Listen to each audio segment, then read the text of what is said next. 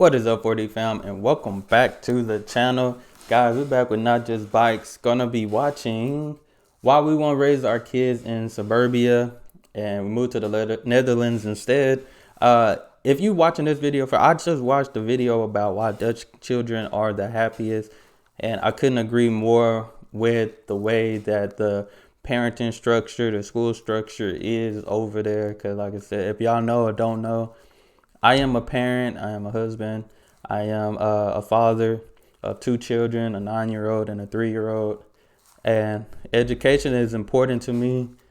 Just not what they teach in school, to be honest, because it's not going to benefit them in their real life situation. Like I teach my son financial literacy, teach him about working out, reading, different things like that. I teach him different skills that he's actually going to need and use.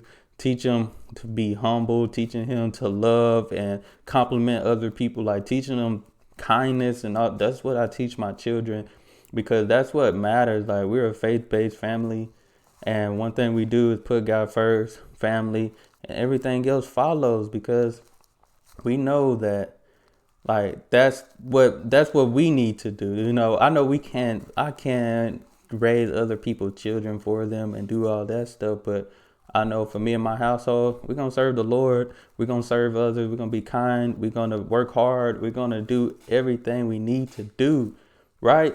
So, finna go ahead, jump into this. Hey, y'all know what to do. Hit that subscribe button. Send down your recommendations.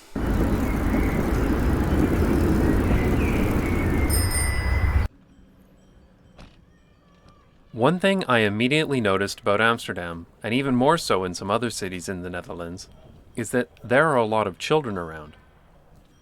This is actually a bit of a problem for this channel because, for privacy reasons, I generally try not to show children's faces in my videos. I film mostly during school hours, but sometimes I want to film at rush hour, and there are always kids cycling to and from school and activities. For my Playgrounds video, I filmed on a cold Tuesday morning in December and used the equipment myself, which didn't always go as expected. Every once in a while, I have a clip that I really want to use, but it has a clear view of a child's face, so I try to blur it. While every video editing software claims it can face track, this never works as well as they advertise.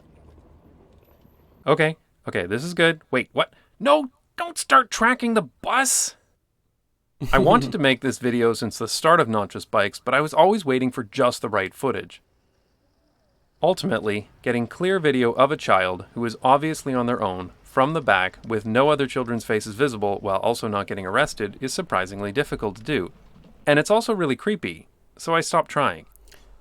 Yeah, I could see that. I could, you know, that is tough trying to make content and really not having other people's consent, and let alone a child's and stuff like that, because like, you know, it's some weird people out here in this world. As a result, this video will have very few clips from the Netherlands. You're just going to have to believe me, there are a lot of children out on their own. I believe it. The Dutch are famous for having the happiest kids in the world, and a big part of that is the fact that they can literally have chocolate sprinkles for breakfast. But the other big factor is the level of independence that children have here. It's not quite as crazy as Japan, where 4-year-olds are allowed out on their own and they make reality TV shows about it. What? Seriously, look up My First Errand on YouTube. It's hilarious. But here in the Netherlands, it's perfectly normal to see children under the age of 10 walking or cycling on their own. And in the last video, I was talking about how, like, back then, especially when I was growing up, like, we was able to do that stuff. Like, we was independent. We could go around the corner to friends. With our friend, we walk to the store and all that stuff. Nowadays, you can't do that because it's evil people, and people's minds are just wicked, and like it's a lot of kidnapping and stuff now. I mean, I'm sure it was going on back then, but like nowadays, back then, I feel like it was more safer. It was more independence for kids. Nowadays, I don't feel like it's not. At least here in America, it is not. I got used to seeing children everywhere, so after a year in the Netherlands, it was amazing to see the difference going back to Canada. I drove around several residential neighborhoods, and while I occasionally saw some kids in the park with their parents, I never saw any children out on their own. This is something that has changed significantly since I was a kid, and it's really sad. I've talked to some parents from suburban Canada about why they don't let their children out on their own, and they usually say it's because it's too dangerous. One person even said, and I quote, "Somebody could come along with a white van, scoop them up, and nobody would even notice." Hey, same story down here. Same story down here. Now, that's insane because Canada is one of the safest countries in the world, and abductions by strangers are exceedingly unlikely. So why do people think this? Well, there are various reasons for this cultural change, including an increase in fear-mongering media, but this is an urban planning channel, so we're going to talk about the reasons linked to city design. In her famous book, The Death and Life of Great American Cities, author and activist Jane Jacobs refers to an effect she calls eyes on the street. In short, places with many people around feel safer to be in than places that are deserted. And it's not just a feeling. Walkable places are measurably safer and generally have lower policing costs too, through what is known as natural surveillance. But I'll talk about that in more detail in a future video. And I feel like other people like I know there's bad people out there, but there's also, we gotta remember, there's good people out there too. And I feel like there would be people that would, especially when it comes to children, I feel like there would be people that will protect children, especially if it's like they said, like everything walking distance, a lot of people around. Somebody gonna see something, do something. Like, I know I don't play about my kids, and I wouldn't play about somebody else's kids, especially if it was a stranger just coming up to them and stuff like that, you know. American-style car-dependent suburbs are desolate for people outside of a car. It's depressing to walk there, and I know because I've done it a lot in the process of filming these videos. I'm almost always the only one out walking, and you definitely get the feeling that if something happened to you, hundreds of people would drive by without even noticing. Facts. So it shouldn't be too surprising that some parents are uncomfortable having their children walk in an environment like this. Now, there's another safety reason that's a bit more rational. Canadian and American cities are really dangerous for pedestrians. While overall traffic fatalities in developed nations have generally fallen steadily since the 1970s, in the US and Canada, a big part of this was achieved by putting almost everyone inside of a car. But while people inside of cars may be safer, pedestrian deaths have increased significantly in the past few decades, due to an increase in car traffic, larger cars and SUVs, distracted driving, and higher vehicle speeds. Ultimately, these unsafe roads lead to a vicious circle. Parents are more likely to drive their children everywhere because it's not safe due to all the cars. But in doing so, they're adding one more car to the problem and making it even less safe. Yeah, technically. I'd like to point out that this is a unique problem caused only by cars. I mean, nobody ever kept their kids from walking to school just because too many people took the tram. And lastly, it's often impractical for children to go anywhere on their own in these places. American-style suburbs are car-dependent. That means it's almost impossible to get anywhere without a car. And it really is, like, unless you just live in a neighborhood and your kids can just go down the street or something, like, walking is impossible because everywhere you turn, it's busy streets, busy roads. So even if you wanted your child to walk somewhere, they simply can't. It's either too far, or it's difficult and dangerous because of a lack of sidewalks. When I have discussions with people from my suburban hellscape of a hometown, they usually agree that the city is quiet and soul-crushingly boring. But they will inevitably say, "But it's a good place to raise children." I completely disagree. American-style suburbs may be a good place to shelter toddlers, but as soon as a child is more than about 6 years old, being trapped in a McMansion on the edge of town seriously inhibits their growth and independence. They might be able to walk to a friend's house, if they're lucky enough to live somewhere with a sidewalk, but they're unlikely to be able to walk to school, or anywhere else.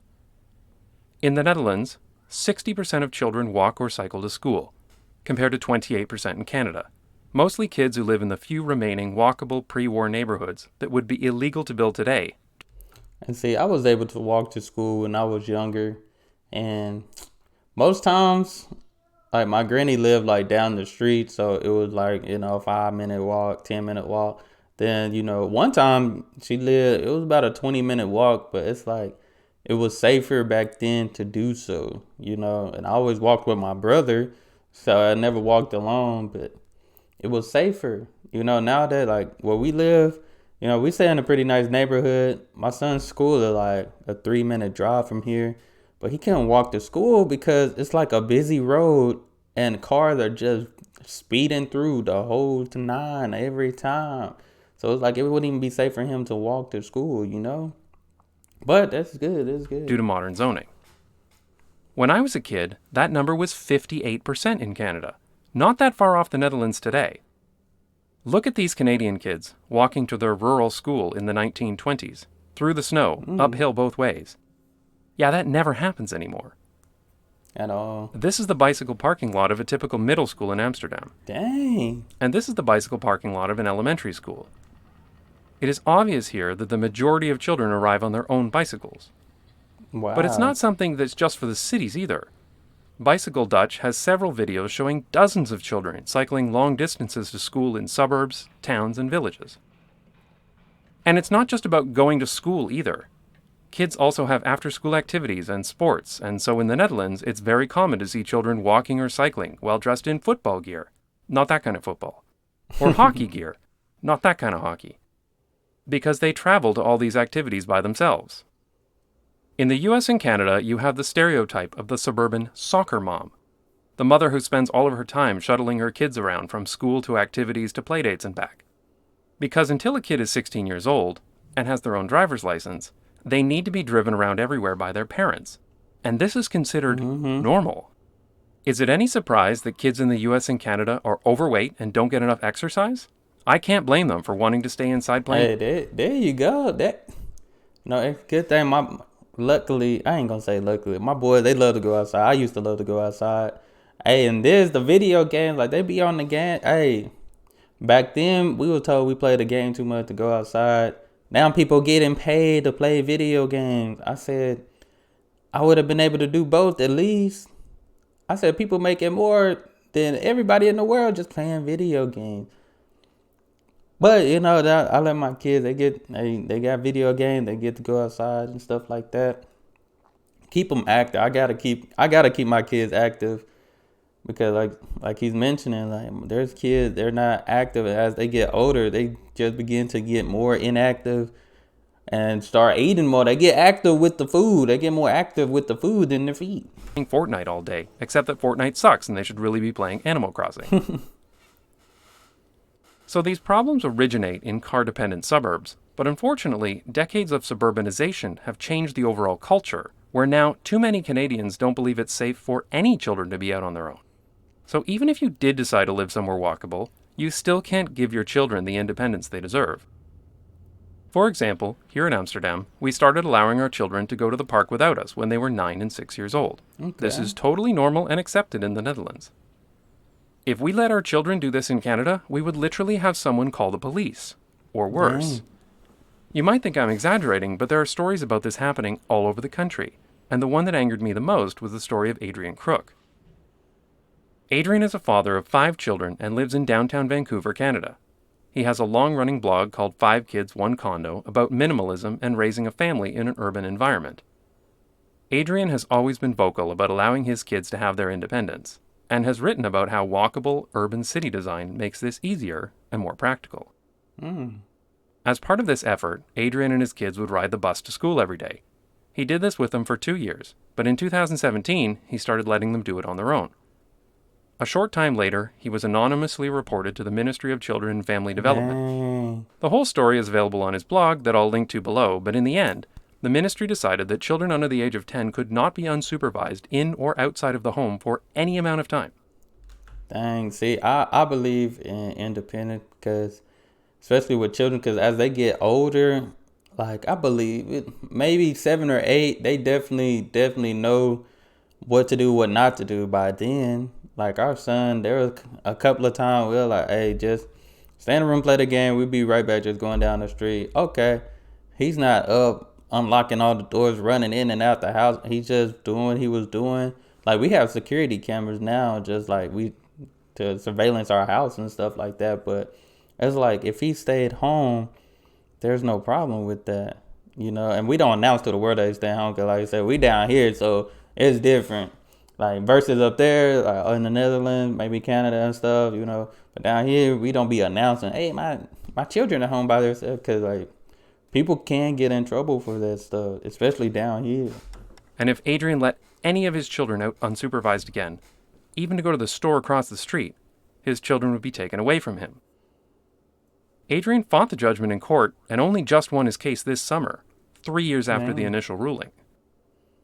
And if you think that's insane, in Ontario, the province where I'm from, children legally cannot be on their own until they're 16 unless, quote, adequate supervision is provided. When I was a kid, adequate supervision was, say, having the phone number of a neighbor. But the problem is, what constitutes adequate supervision is becoming increasingly strict and arbitrarily applied. This article has examples from all over Canada where child welfare investigations were started because, for example, a 9-year-old walked to school on her own, Wow. or because a mother allowed her children to play in the yard of their own house while she watched them from inside. Now, you might say that these visits from police or social workers are just overreactions, and it's better to be safe than sorry. After all, none of these parents were arrested, right? But these social workers have the power to literally take your children away from you. You're crazy if you don't think this inhibits parents from allowing children to have their independence. Personally, I have no interest in finding out the hard way what the currently accepted definition of adequate supervision may be when it comes to keeping custody of my children.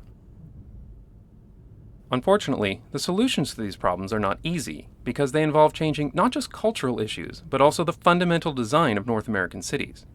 Traditional walkable cities have a multitude of benefits, but walkability is nearly impossible to retrofit on top of car-dependent suburbia. Yeah. And the last few remaining walkable places in the US and Canada are in such high demand that they're almost completely unaffordable to most people. So a few years ago, my wife and I had to make a decision. What kind of life did we want for us, and more importantly, for our children? The solution seemed pretty clear. We moved to the country with the happiest kids in the world. I'd like to take this opportunity to thank my supporters on Patreon who pay me to film other people's children. It's not what it sounds like. If you'd like to support the channel and get access to bonus episodes, visit patreon.com/notjustbikes. And since the kids went to the park by themselves, I'm going to kick back with a beer and watch one of my favorite YouTubers. Okay, Google, play Not Just Bikes on YouTube on the TV. Okay, playing Nacho's Bikes on YouTube on the TV.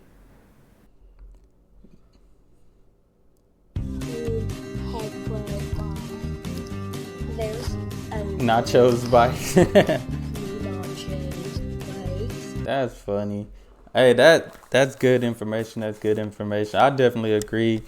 Children independence because like we're gonna allow they're gonna be independent once they're 18 or once they graduate high school. Like they gotta learn it early so they can. That's why my son, they know how to wash dishes. They know how to clean. They know how to wash their own clothes. These are things they're gonna have to do on their own.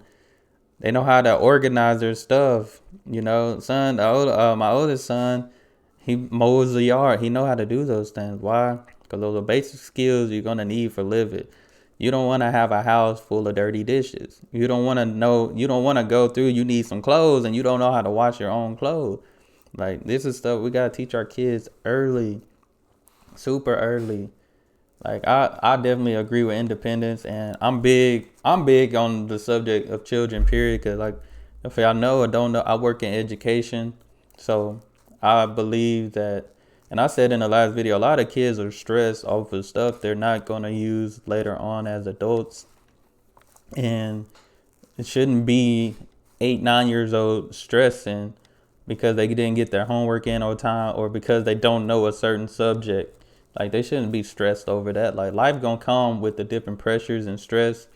But by the time that happens, they should know how to manage those things, manage their stress so they won't be overwhelmed. And like I shouldn't be 8-year-old and not want to go to school because I'm overwhelmed and not being able to concentrate and being motivated in school, all because I'm overwhelmed with stuff that I'm not gonna use.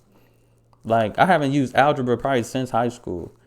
I was in calculus in college, and once I finished it, I never used it again. Like I used basic math. That's all I need to know. I'm big on reading because you read, you get more information. But other than that, like I've been very independent. My mom, like most of the stuff that they're able to do now in the Netherlands, we used to be able to do. Like we used to be able to walk to school at like 8-9 years old. Probably younger than that, you know, walk around the corner, the blocks to the store and all those things. Used to be able to do that. Nowadays, it's not too safe, but I'm big on independence. My mom taught us a bunch of like knew how to wash dishes, mow the lawn, clean up, wash clothes, all those things as a kid. as a kid, I learned how to do everything that I do now as a kid. The thing is, versus me being a kid, now I have to do a little bit more. But as a kid, I knew how to do those things. And it's basic skills. Kids need to learn life skills, social skills. That's what they need. And they shouldn't be stressed. I shouldn't be stressed over the periodic table. What does the periodic table has to do with life? And I like science a little bit. I like doing experiments, but hopefully none of y'all, if y'all are educators, I mean, y'all probably know how I feel, or you probably don't, because it's just different. I don't feel like kids should be stressed over school. It shouldn't be. School should be a happy place for kids. Learning is fun. And that's what I noticed when I wanted to learn things, even as adults, and the things that I were interested in. Learning should be fun, not stressful. But that's my little TED Talk. Like I said, I'm big when it comes to education because I work in there. And I'm big on just getting knowledge and learning new things at that. So, but that's all I have, guys. Definitely seems like a great place. Hey, if y'all see me down there in the next couple of years, hey, just know I made a big decision, a huge decision, and YouTube start taking off for your boy, cause hey, you just never know. You just never know. But guys, that's all I have for this video. Y'all make sure y'all hit that subscribe button. Send down your recommendation. Follow me on Instagram, Twitter. Y'all see all the social media up there. Follow me on there. Hey, that's all I have. Y'all be blessed, be the best, and be you. I'm out.